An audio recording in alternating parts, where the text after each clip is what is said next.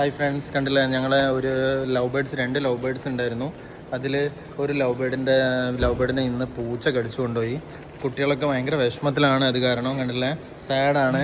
അപ്പോൾ ഞങ്ങൾ വിചാരിക്കുകയാണ് ഒരു പുതിയ ലവ് ബേഡിനെയും കൂടി ഇതിലിട്ടിട്ട് വാങ്ങിയിട്ടിടാന്ന് വിചാരിക്കുക. ഇല്ലെങ്കിൽ ഇതിന് ബോറടിക്കില്ല കൂട്ടുകാരെ. അപ്പോൾ അതാ ഞങ്ങൾ അങ്ങോട്ട് പോവുകയാണ്. ഇപ്പം നമ്മളെ ബേഡ്സിനൊക്കെ കിട്ടുന്ന കടയിലെത്തിയിട്ടുണ്ട്. ഇവിടുന്ന് എന്തായാലും ഒരു ബേഡിനെ മാത്രമാണ് വാങ്ങുന്നത്. നമ്മളെ കയ്യിലുള്ളതിൽ ഒരു മെയിലിനെയാണ് ഇപ്പം നമുക്ക് പിന്നെ പൂച്ച കടിച്ചു കൊണ്ടുവരുന്നത്.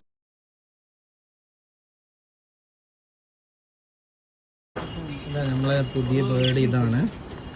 പക്ഷേ അതിനകത്ത് ആക്ച്വലി മുട്ടയിടാനുള്ള സൗകര്യം ഉണ്ടായിരുന്നില്ല. അതിന് വേണ്ടിയിട്ട് ചെറിയൊരു മുട്ടയിടുന്ന ഒരു കൂട് പോലത്തെ ഒരു സംഭവം നമ്മൾ വാങ്ങിയിട്ടുണ്ട്. നോക്കട്ടെ ഇപ്പം എത്ര നാൾ കഴിഞ്ഞാലാണ് ഇത് മുട്ടയിടുമോ നമുക്ക് അറിയില്ല. ജസ്റ്റ് എന്നാലും നോക്കാം. ഞങ്ങളിപ്പം വീട്ടിലേക്ക് എത്തി. കുറച്ച് ലേറ്റായിപ്പോയി വീട്ടിലേക്ക് വരാൻ വേണ്ടിയിട്ട്.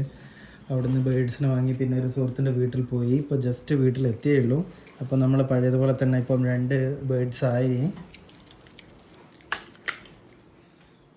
എന്താണെന്ന് കണ്ടില്ലേ, നമ്മൾ ഇവിടെയാണ് ബേഡ്സിനെ വെക്കാറുള്ളത്. ഇത് ഞങ്ങളെ ബാൽക്കണിയാണ്.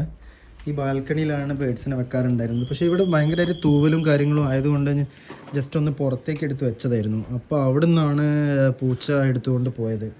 എന്തായാലും ഇതിൻ്റെ പഴയ പ്ലേസിലേക്ക് തന്നെ ആക്കാമെന്ന് വിചാരിക്കുകയാണ്. ഇതാ മോനെടുത്ത് ഉള്ളിൽ വെക്കുന്നുണ്ട്. ഞാൻ കാണിച്ചു തരാം. ഇത് ഞങ്ങളുടെ ബിൽഡിംഗ് ആണ് കേട്ടോ. ഞങ്ങളിവിടെയാണ് താമസിക്കുന്നത്. Okay, thank you. ഓക്കെ, എന്നാൽ പിന്നെ വേറെ ഒന്നുമില്ല. ഇനി വേറൊരു വിശേഷമായിട്ട് പിന്നീട് കാണുന്നത് വരെ ബൈ.